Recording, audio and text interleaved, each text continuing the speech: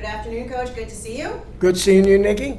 Welcome to HSBN Media Days. Coach, introduce yourself and the players you have here today. My name is Paul Barrios, going into my 8th year as head coach at Krop.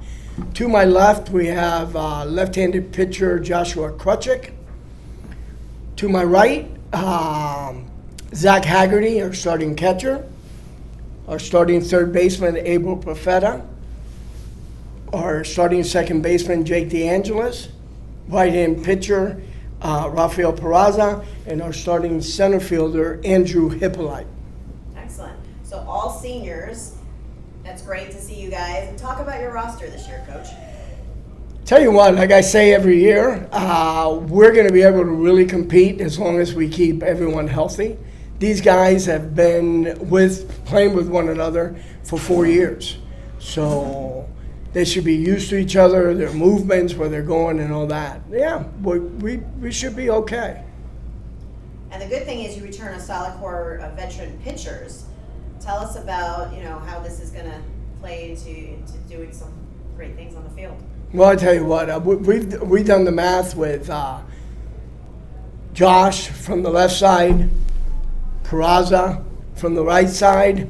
Yeah, they can give us 60 innings each. That's 120, and then we have Haggerty that'll have his own personal catcher. Give us another 20. Abel can give us another 20. We're set. We just got to keep them healthy. Yeah, Coach Barrios, the players and the coaches all know how important team chemistry is to providing a winning season. You got a large squad. Can you say a few words about what the team chemistry is like on the field in the clubhouse in terms of your team with seniors, juniors, to how they gel and how important that is to contributing to a winning season? Well, myself and the coaching staff, and we're an old group, coaching group, so we've been around. That's all we talk about. Talk about senior leadership, about them leaving a legacy when they leave, that some of these guys can take over their spot. I mean, they've been here 4 years. I mean, they put in a lot of time, and they're like my kids. Probably spend 4 or 5 hours Monday through Friday with them. But with this senior group, if they stay strong and stay together, again, we can be really good. We can be really good, be able to compete and win some games. And from the player perspective, who wants to talk about the chemistry of the team and how you guys are motivating each other for success this year?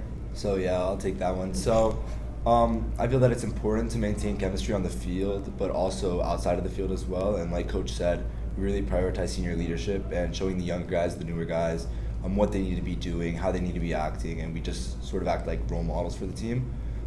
But it's really good that we create bonds with each other on the field and off the field as well. And just to maintain that we have that team chemistry and that bond that'll allow us to play a strong season and really develop and grow as a team. And to add on to Abel and Coach, I think because we've known each other for so long, that our chemistry is great. If anyone ever needs any help, we're always there for each other. And yeah. Anybody else want to talk about how you motivate the younger players? Josh? Right now we have two younger lefties on the team. Try and motivate them, try and make them better. Try and motivate the pitching staff, lead them up. Doing it by example, though. You're showing them the right way to do it. Yeah, and that's pretty good because we haven't had that many lefties like we have now, even hitting from the left side and throwing from the left side. I'm excited. Love lefties. And as all of you know, it's a tough game. It's a long grind. It's a major, major commitment through high school into college and hopefully professional baseball. Can any one of the players comment about the ups and downs of being a Lightning baseball player in terms of combining studies, combining your life on and off the field? You've already used some good terms like role models and discipline. So what's it like being a student athlete in Lightning baseball? How's the whole experience helped you grow as a person and into the future? The coaches teach about life, discipline, commitment, just hard working. They're great people, great role models, great men. As a whole.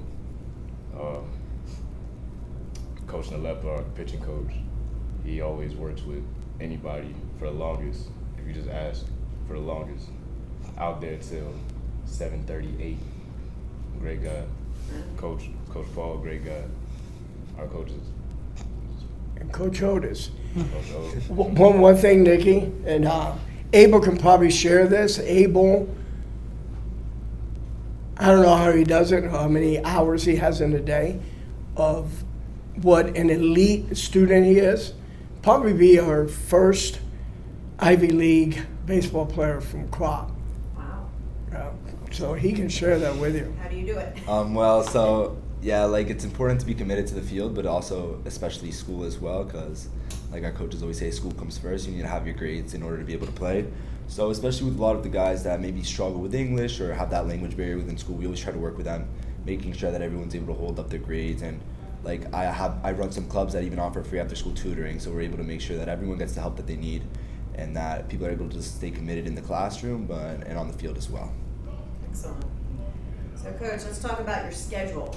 So, your opening day on February 20th, you guys play at 1:30 in the afternoon, which is a different start time. Tell me what's going on that day. Yeah, well, I didn't have it scheduled for 1:30, but I found out our principal and they decided to name the field after myself, which I'm humbled. It was not necessary, but they did it.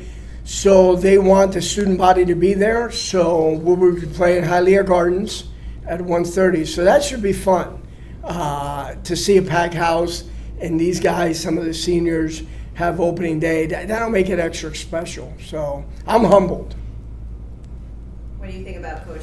I think Coach Barrios deserves the field naming after him, since he spends most of his Saturdays every day at the field, 6-7 hours on Saturdays working on the field. He's there from 2:45 to 7:30 after practices, getting the field ready, working with us. So getting the field named after him is highly deserved. How about you? What do you feel about Coach being named? You would have to ask him in Spanish. Tell him in Spanish. Dan. Ok, en español, ¿qué piensas que la escuela le puso el nombre mío al terreno? En español. Bueno. ¿Qué pienso? ¿Qué tú piensas cuando la escuela nombró el terreno? Le pusieron el nombre mío. Yo pienso que le pusieron el nombre al terreno por tanto tiempo que el coach lleva ahí en esa escuela y para darle su mérito. Okay, that's fine. So, Coach, that's your opening day. Tell me about who else you guys are facing this season. Well, we got the same foes, and I like playing guys that are like, you know, we're away at U School, we're away at Western, we're away at McCarthy. And that was for the purpose. We play our district games away from our field. We don't have any lights. So I love playing those night games and these guys being able to maybe take a breath, get on a bus, head over there at 5:30, 6 o'clock and play away games. We need to play quality teams in order to get better. Our senior pitchers, they need to see good hitters. We need to play quality competition. I think we've done that with the schedule we have. And a lot of your toughest games are on the road. Yeah, which is great. Road warriors, so you did. Yeah. That's harder though. No, that was done with a purpose. Well, what's that purpose? The purpose is we will be playing our districts away at night. Either could be Cooper City, it could be at Nova, and that gets us ready. And they're good teams as well. Coach, taking into account the type of talent you have, what do you think your on-field philosophy will be this season, considering power pitching, running defense? You know, what are your strengths and how are you going to coach this team this particular year? Power game, station to station, pitching, what are your strengths? It's like it always is with our coaching staff. It's fundamentals. If we stay healthy, we'll be able to pitch it. If we can pitch it, catch it, we'll find ways to score runs. That's just a philosophy. We need, we bust them every day with bunt situations, offensively moving runners over, laying bunts down. We're going to do that 1 through 9. Everybody's got to know how to lay a bunt down. Excellent. And Coach, off the field, you do some great things too. You guys participated. You were very active in our tour drive this year for HSBN, and thank you for that. Why was it important for you to take part in that? I think it's easy with these guys. All I have to do is we're going to help others, and they come. Parents, players, and we've done it every time Anthony calls us. We're there to help. Joe DiMaggio is close to my heart. Saved my niece a long time ago. If she was not taken to that hospital, I don't think she'd be with us. And she's gone on to do some great things. So that's an easy one, asking us to help. Well, thanks to the players, you guys brought a lot of smiles to a lot of young kids, so thank you for doing that. And so take us out, Coach. What can we expect from Dr. Krops this season? Tell you what, again, like every year, but I really do think with some of these guys that are here with me, if they can bring the team closer and we go out and fight and battle and play the game the right way, wow, we're going to be good. All right. Well, excellent. Well, we wish you the best of luck this season. And thanks again for coming out here today, and we'll see you on the field soon. Okay, thank you, Nikki. Thank you.